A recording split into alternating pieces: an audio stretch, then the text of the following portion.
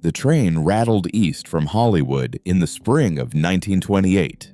A young man sat alone, staring out the window. He had just lost everything he had built. The character that was carrying his studio, Oswald the Lucky Rabbit, was gone. Stolen. The distributor owned the rights, and most of his animators had already jumped ship to the other side. Everything he had worked for in California slipped away in one meeting. The debts from Kansas City still lingered in his mind. He had almost nothing left. Why keep going?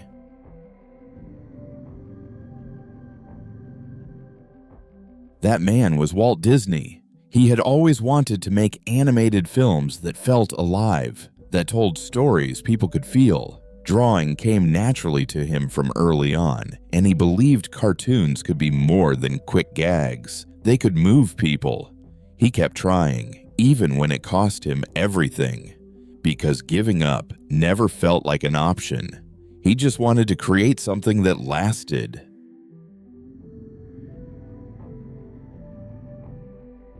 In the early 1920s, in Kansas City, Missouri, Walt Disney started his first real studio.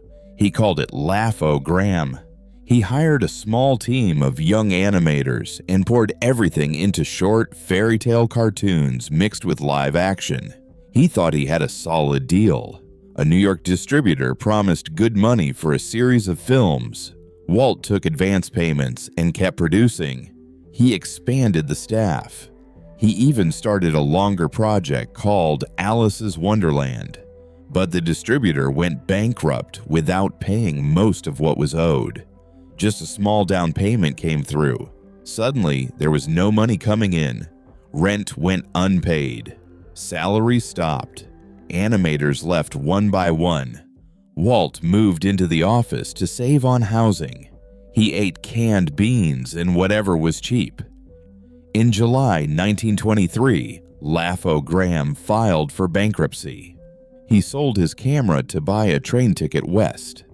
At 21, his first company was dead. The rejection stung. People in Kansas City saw him as a dreamer who overreached.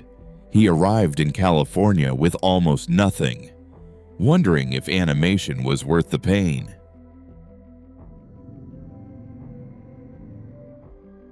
Walt settled in Hollywood with his brother Roy.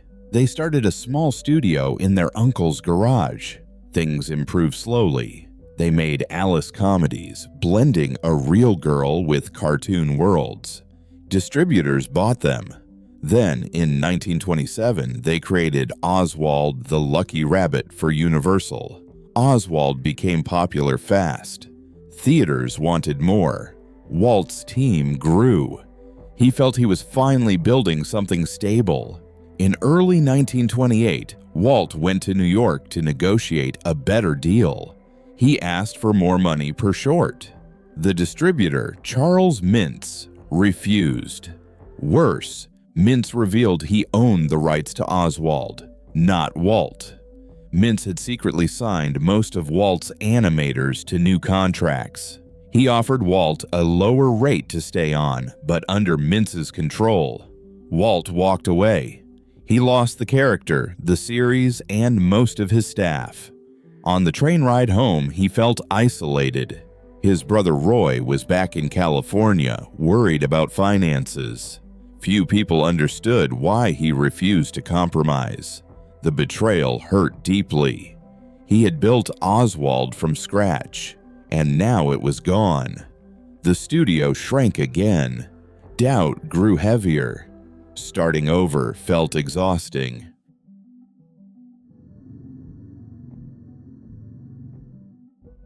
By the late 1930s, Walt had created Mickey Mouse, which caught on with sound in Steamboat Willie. The studio expanded in Burbank. Snow White and the Seven Dwarfs came out in 1937 and made money, but costs had overrun badly. Walt pushed forward with Pinocchio and Fantasia in 1940. Both were ambitious, detailed animation, new effects, classical music for Fantasia. Then World War II cut off European markets. Pinocchio lost money. Fantasia lost even more. Critics mixed on Fantasia. Audiences stayed away in droves. The studio faced millions in debt. In 1941, trouble deepened. Many animators felt underpaid after Snow White bonuses never fully materialized. Resentment built over credit and wages. A bitter strike hit in May 1941. Hundreds picketed outside the studio for months. Signs mocked Walt. Federal mediators got involved.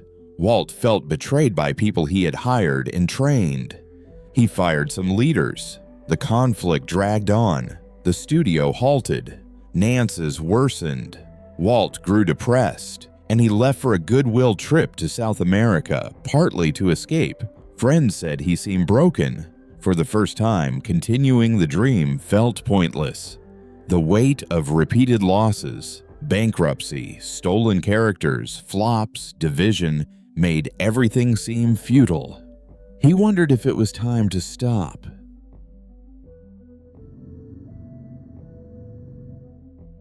Walt returned from South America in late 1941. He accepted the strike's outcome. The studio signed the union agreement. Some dismissed animators came back. He stopped resisting what he could not change. Instead, he turned to what was possible. The war brought government contracts, training films, propaganda shorts. He took them. They kept the doors open. He focused on simpler projects. Package films like Saludos Amigos and The Three Caballeros used material from the trip. No grand risks yet. He borrowed to stay afloat, hired carefully. Inside, the exhaustion remained, but he decided the work itself mattered more than proving anything. He would keep drawing, keep planning, one day at a time. No promises of payoff, just refusal to walk away completely. The war ended. Audiences returned slowly. Cinderella in 1950 finally hit big. Profits came in. The studio paid debts. More films followed. Peter Pan, Lady and the Tramp. Television entered with Disneyland shows. Walt used earnings to fund a new idea, a clean family park. Disneyland opened in 1955 in Anaheim, California. Early days were rough. Hot asphalt, long lines. But people came. It grew. The company stabilized. Snow White re-releases profited over time. Pinocchio and Fantasia too. Recognition built gradually. Awards, honors. The name Disney meant quality animation worldwide. Costs remained. Personal strain, ongoing risks. Success felt hard-won, not sudden. It came from years of not stopping, even when everything pushed against it.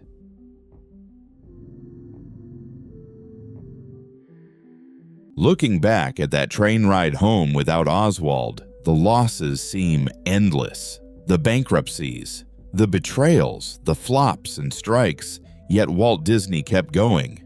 Not perfectly, not without cost. He just refused to quit entirely. The studio endured. The films lasted. The park changed family entertainment. None of it erased the hard years. The strain stayed with him always. It simply followed them. Persistence, imperfect and quiet, carried through. Endurance was all that remained.